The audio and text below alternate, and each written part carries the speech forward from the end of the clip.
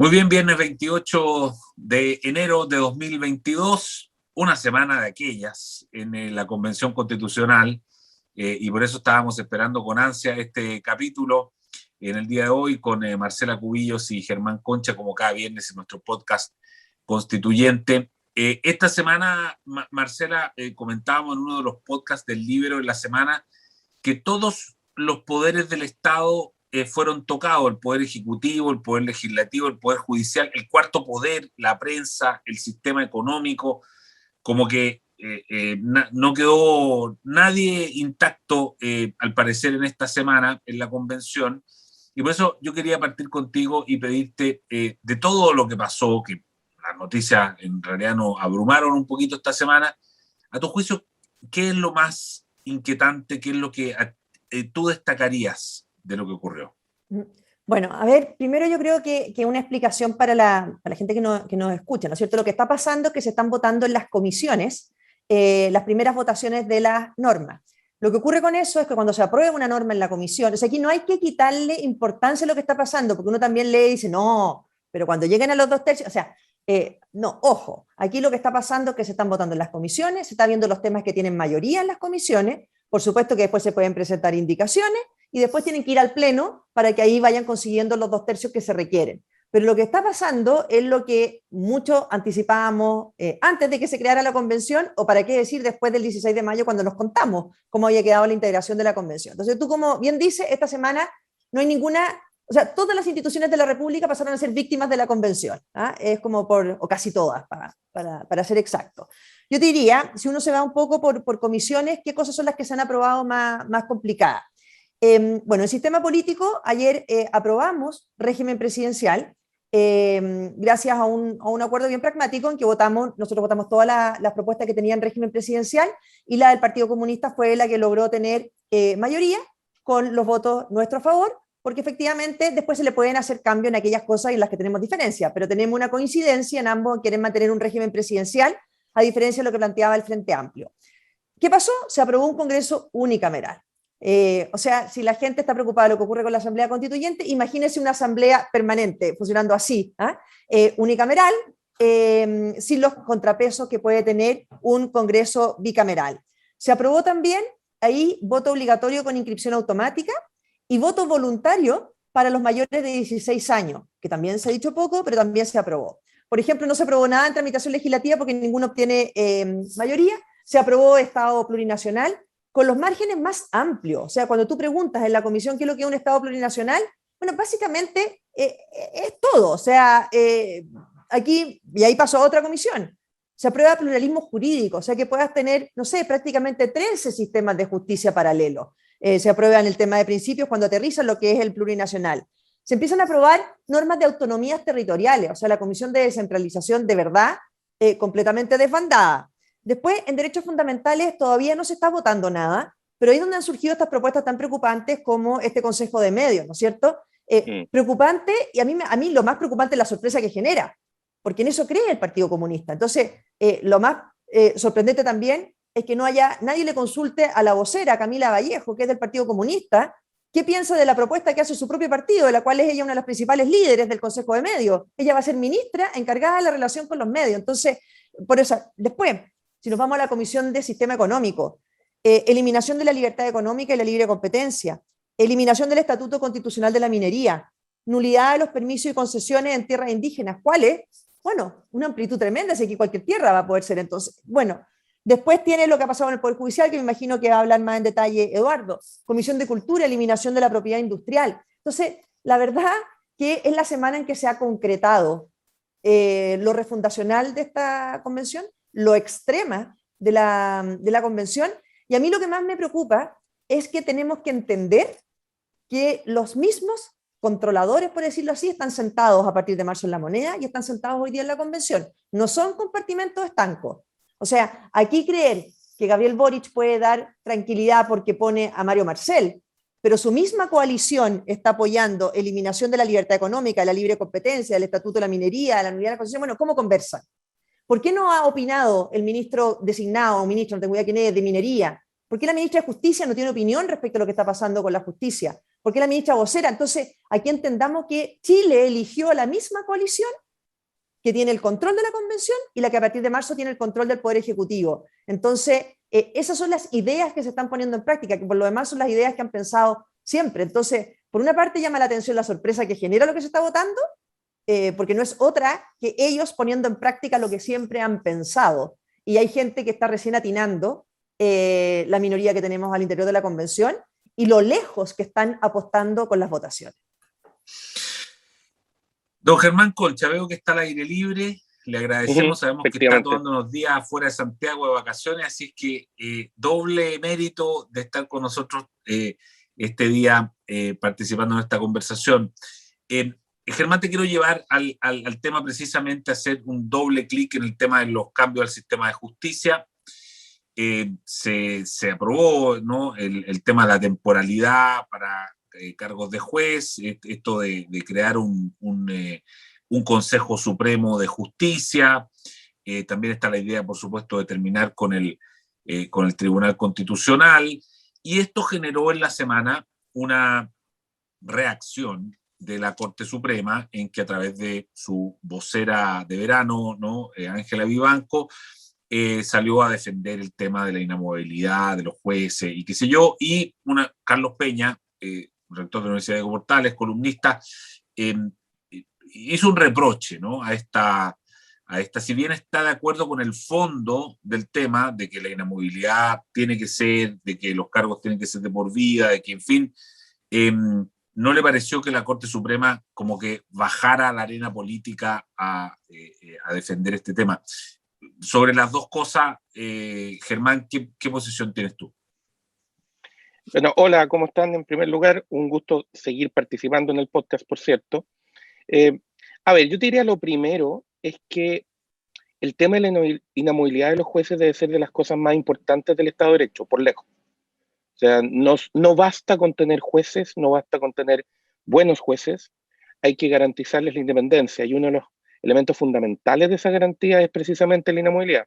Este no es un invento chileno, no se le ocurrió a la Constitución del 80, este es un tema que viene de muy antiguo, tiene que ver con las bases, insisto, fundamentales del Estado de Derecho occidental. O sea, dispararle a la inamovilidad es dispararle a los tribunales, es dejar de entenderlos como un poder de verdad del Estado y empezar a pensar que son más bien un servicio que depende de la mayoría política de turno o del presidente. Es un cambio muy radical para mal. En esto no se está haciendo ninguna corrección para bien. Y el argumento de que los otros cargos tienen duraciones, que los parlamentarios una cantidad de años, etcétera, ese es un argumento que no aplica, un sofisma, porque ese argumento tiene que ver con cargos que se eligen popularmente y que por lo tanto están sujetos a otro tipo de control. La característica de los tribunales es que ellos están para garantizar los derechos de las personas y son precisamente el contrapeso a los cargos elegidos políticamente. Por lo tanto, no pueden entrar en la misma lógica, porque entonces dejan de funcionar con la lógica que tienen que tener. Piensa tú que en Chile tenemos una edad máxima para los jueces, que son los 75 años de edad. En Estados Unidos los miembros de la Corte Suprema son vitalicios, precisamente para garantizar la autonomía y la independencia efectiva. Entonces creo que ahí hay un primer tema muy grave. En lo segundo, el comentario de Carlos Peña yo creo que es un poco exagerado, porque de hecho él mismo cita el artículo 77 de la Constitución vigente, que establece que cada vez que tú reformas la ley orgánica de los tribunales, que es una ley orgánica, tú le tienes que pedir la opinión a la Corte Suprema, obligatoriamente. No es que el Congreso le tenga que hacer caso a la Corte Suprema, pero a lo menos tiene que oírla, lo que significa que tiene que dejar constancia que lo oyó y que después decidió hacer algo distinto, y entonces asumir el costo político de eso. Bueno, que tú propongas un cambio constitucional en que eliminas la autonomía de los jueces, la independencia que tienen que tener porque afecta la inamovilidad, y pretendas que la Corte Suprema no diga nada, si puede opinar debe opinar respecto a las modificaciones de la ley orgánica, y no puede decir nada cuando la quieren desarmar a ella directamente. Porque además tú tienes en el Código Civil, por ir a la norma más clásica chilena, ni siquiera a la Constitución, en el Código Civil está establecido que en el discurso del año judicial, el típico discurso de marzo del presidente de la Corte Suprema, una de las cosas que puede plantear y que la ley pide que plantee son las dificultades de interpretación y las sugerencias de modificación normativa al presidente de la República, si es parte de lo que tienen que hacer los tribunales. Entonces, decir, mire, no puede salir a decir algo cuando le quieren quitar una de las condiciones fundamentales de su estatuto, que tiene que ver con el funcionamiento entero del sistema, me parece que es una exageración, digamos. Marcela, ¿qué miras tienes tú sobre eso, que fue, desde luego, uno de los temas polémicos, más polémicos de la semana, ¿no? Sobre todo por esta irrupción de la Corte Suprema? A ver, yo celebro lo que hizo la Corte Suprema. Creo que aquí hay desde el inicio en la convención una falta de tolerancia a la crítica política y un afán de cancelar la libertad de expresión de todo el que piensa distinto a lo que ellos pretenden hacer. O sea, en todo lo vemos, desde el reglamento de ética que crearon y ahora entonces no poder soportar que la Corte Suprema tenga una opinión. A mí me parece que lo que está haciendo la Corte Suprema no es ni más ni menos que defender el Estado de Derecho democrático como lo conocemos. Entonces, yo aquí quiero aprovechar el podcast para decir una cosa, porque igual como la coalición del Partido Comunista con el Frente Amplio son lo mismo en la convención y en el gobierno, creo que todos quienes promovemos la libertad, creemos en un Estado de Derecho democrático, creemos en las instituciones que hemos defendido siempre, ¿no es cierto?, para una estabilidad democrática, creemos en la alternancia en el poder, etcétera, tenemos que actuar mucho más unidos, más allá de las diferencias políticas o si son ámbitos políticos o no. ¿A qué me refiero? A mí me llama mucho la atención que los empresarios, por ejemplo, que los gremios empresariales solo hayan pedido audiencia en la Comisión de Modelo Económico. O sea, ¿quiere decir que a los empresarios no les importa cómo se trata la libertad de expresión? ¿No les importa cómo queda regulada la democracia? Entonces, yo siento que ante la amenaza que estamos enfrentando, con todo este reescribir desde cero un país, desde una hoja en blanco, con las mayorías que están imponiéndose, todos quienes creemos en la libertad y en el Estado de Derecho democrático tenemos que actuar unidos. Y en eso pasa por un poder judicial defendiendo la independencia y la separación de los poderes, pasa por gremios empresariales preocupados por el tipo de democracia y no solamente por lo que les afecta directamente a sus gremios, pasa por una organización política mucho más unida. Oye, ¿qué uno ve en Venezuela? ¿Qué les pasó en Venezuela? La oposición está llena de figuras individuales, todos con mucho perfil internacional, pero al final actúan todos por tan separados que al final el país se les escapó entre las manos. Entonces, yo creo que ante lo que hemos visto, Chile no puede seguir anestesiado, por lo menos quienes defendemos y quienes hemos creído en estas ideas, y hay que actuar mucho más coordinado, cada uno en diferentes ámbitos. Obviamente la manera en que actúa el Poder Judicial defendiendo la separación de poderes es muy distinta a la forma en que lo tienen que hacer los partidos políticos de manera transversal, la forma en que lo tiene que hacer un gremio empresarial, pero al final son las mismas ideas las que están siendo amenazadas de distintas maneras. Por lo tanto, creo que hay que actuar con mucha mayor decisión y salir de esta especie de anestesia o esta, no sé, una pastilla de tranquilidad que pretendió dar Boric con un gabinete que todo el mundo dice, sí, qué moderado porque está Mario Marcel. ¿De qué sirve que esté Mario Marcel si se está aprobando este tipo de cosas? Y ahí quiero también decir una cosa, o sea, cuando la autonomía del Banco Central es un tema que también se ha empezado a discutir, ¿no es cierto?, en la convención, bueno, uno de verdad no entendería, en esta misma lógica que cada autoridad actúe promoviendo este tipo de país que creemos, este tipo de democracia que queremos, tampoco uno entendería que el presidente de la República renunciara a ejercer su atribución de designar al presidente de la República, designar al presidente del Banco Central, pensando en quién tiene las mejores capacidades técnicas y quién es la mejor persona para un momento en que la autonomía está siendo cuestionada. Él tiene que ejercer su atribución sin caer en negociaciones o en cocina que nadie entendería que se estuvieran dando atrás. Entonces es un momento histórico, creo yo, para el país, en que todos quienes defendemos la democracia y el Estado de Derecho como lo conocemos, tenemos que actuar en nuestros propios ámbitos. Sin duda los convencionales, haciendo la pega que hacemos, pero somos una minoría muy relevante. Y sin duda todo el resto de los poderes del Estado, gremios, partidos políticos, etc. Muy bien, Germán Concha, hoy día en el Mercurio publicaste una columna, un artículo, donde haces varios planteamientos. A mí me parece que van directamente dirigidos al tema del sistema electoral, y tú haces algunas propuestas allí. Me gustaría saber por qué el sistema electoral te parece que es tan... porque, claro, al lado que uno dice Poder Judicial, Presidencia de la República, no sé qué, el sistema electoral no pareciera ser tan relevante, pero sin embargo tú pones un acento ahí y haces algunas propuestas. ¿Cuál es la importancia y qué es lo que propones exactamente, Germán? Mira, hay algunos autores que hablan de que los sistemas institucionales tienen resortes, que es como una máquina que tiene unos resortes muy importantes. Yo siempre he pensado que el sistema electoral es uno de los resortes más importantes de la máquina. Lo que pasa es que se nota poco mientras funciona. Y cuando tú estableces un sistema malo o que tiene efectos negativos, ahí te das cuenta del desastre. Porque el sistema electoral no solo es una manera de convertir votos en preferencias con efecto y por lo tanto de elegir personas y determinar quiénes ocupan los cargos, sino que te incentiva el comportamiento de los candidatos primero, te incentiva la manera en que se arman las listas después, y te genera incentivos a la actitud del votante, y te genera incentivos después al comportamiento de los elegidos. Entonces, me acuerdo que dice, no, pero si esto es como las reglas del ludo, porque podría ser todo distinto. Sí, podría ser todo distinto, pero es de los ludos más importantes que existen, sino el más importante, porque estás definiendo quién va a ocupar los cargos de poder en el país. Entonces, no es ni neutral ni indiferente como se haga. Todos persiguen determinados objetivos y todos generan determinados efectos en términos de incentivo. Por eso que es tan importante cuál elige. Brevemente, lo que yo planteé fueron tres cosas en ese artículo. Primero, que yo creo que es urgente volver a un sistema mayoritario. Yo creo que Chile le hizo muy mal la reforma de pasar a un sistema electoral proporcional en materia parlamentaria, todo lo que se habla de la fragmentación del Congreso, de la imposibilidad de armar coaliciones, del incentivo a oponerse a todo eso tiene que ver con un Congreso en que tú eres electo con muy pocos votos y por lo tanto lo que se fomenta son lo que se llama una posición de esquina, una posición en que le hablas a muy poca gente porque no te importa hablarle a los demás. Entonces, yo sugiero pasar a un sistema uninominal, es decir, un sistema donde se elige un parlamentario por distrito, un senador por circunscripción. Eso tiene varios efectos. Uno de los más importantes es que tú obligas a todos los candidatos a hablarle a la mayoría, siempre, porque necesitas tener votación de mayoría, si no, no sales. Este es el sistema que tiene Estados Unidos, el sistema que tiene el Reino Unido, el sistema que tiene Francia.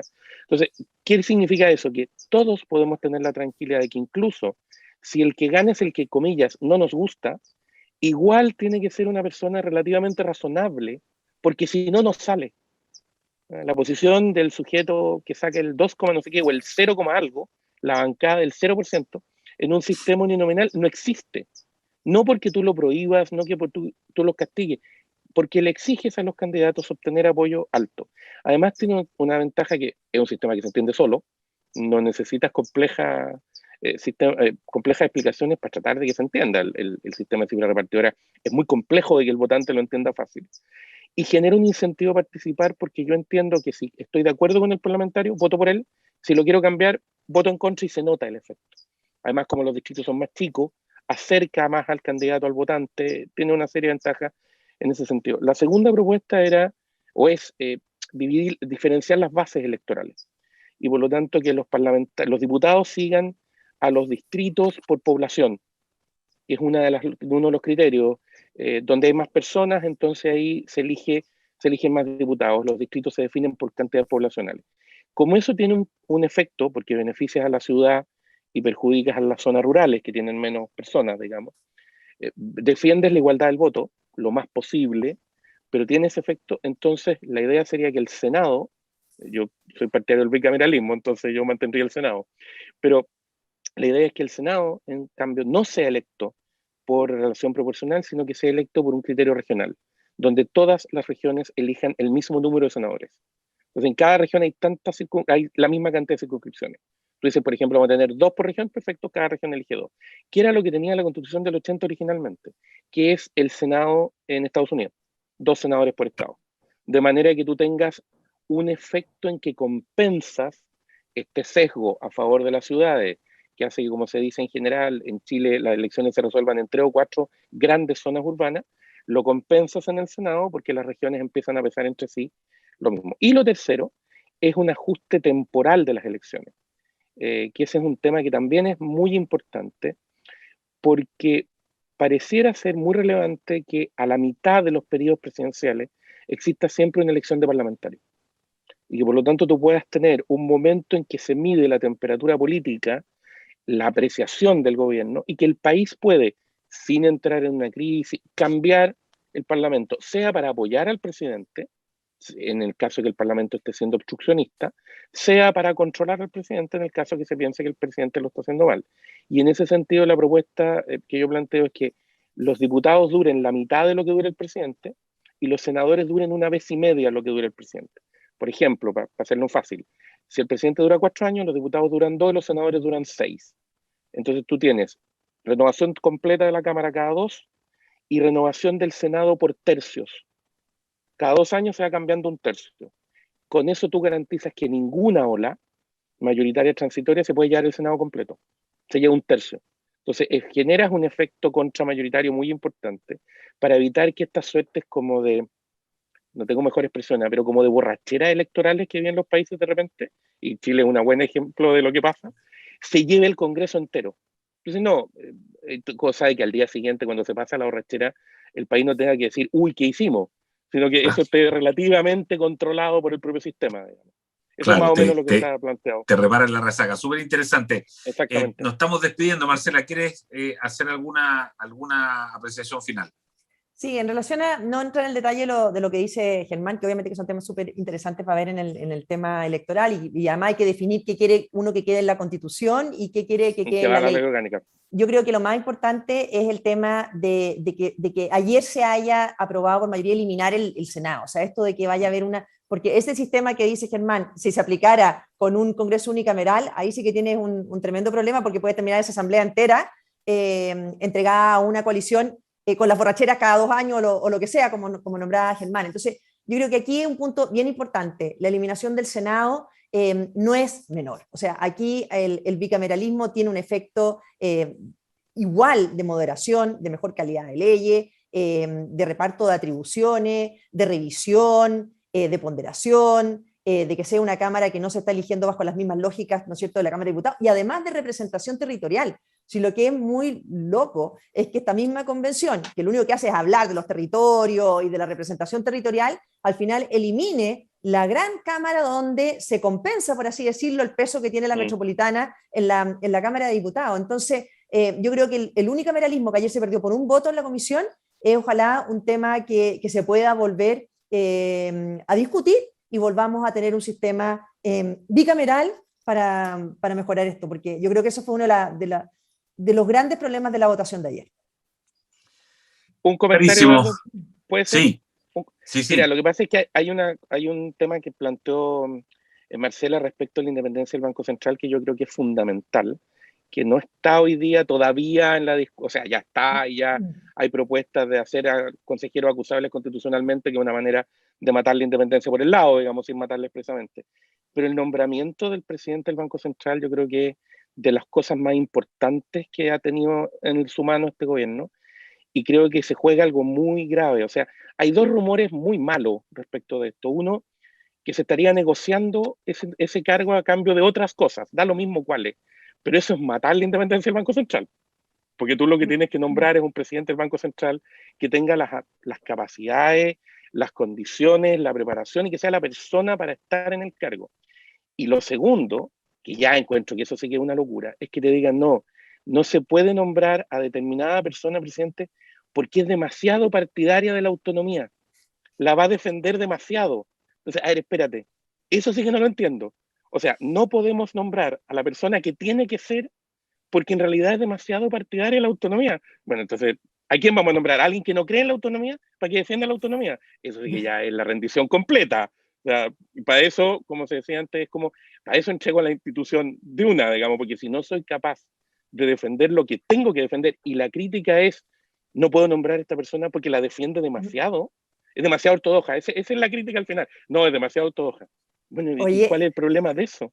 No, y además siendo una atribución 100% del presidente de la República, o sea, claro, aquí no necesita acuerdo de nadie, o sea, nadie. Él la pone, y existiendo una persona como Rosana Costa, porque digamos las cosas claras, que tiene todas las condiciones técnicas, toda la trayectoria, la primera mujer presidenta del Banco Central podría hacerlo además, y es una atribución solo del presidente de la República. Entonces, perdón que no hayamos aprovechado el podcast, pero es que tiene directa relación con lo que está pasando en el trabajo de convención, porque es la institución que viene. Cuando tú decías el catastro, las instituciones amenazadas o víctimas de la convención, bueno, estamos a días de que sea el Banco Central también. Exactamente. Buenísimo. La verdad es que revisamos toda la actualidad, prácticamente toda la actualidad, pero me parece muy bien, nos alargamos un poquito. Yo sé que nosotros los tenemos acostumbrados a hacer un poco más breve, pero creo que valía la pena. Era una semana con demasiada noticia, demasiada importancia. Así es que nada, y la próxima semana vamos a estar igual, porque sabemos que todo febrero va a estar más o menos a este nivel, así es que el podcast va a estar ahí siempre, cada viernes con ustedes. Marcela Cubillos y Germán Concha, muchísimas gracias por estar de nuevo con nosotros. Que estén muy bien, nos vemos. Haz que estos contenidos lleguen más lejos haciéndote miembro de la Red Libero. Hola, si aún no lo has hecho, suscríbete aquí a nuestro canal de YouTube. estarás al día de nuestros mejores programas que no encontrarás en otro lugar.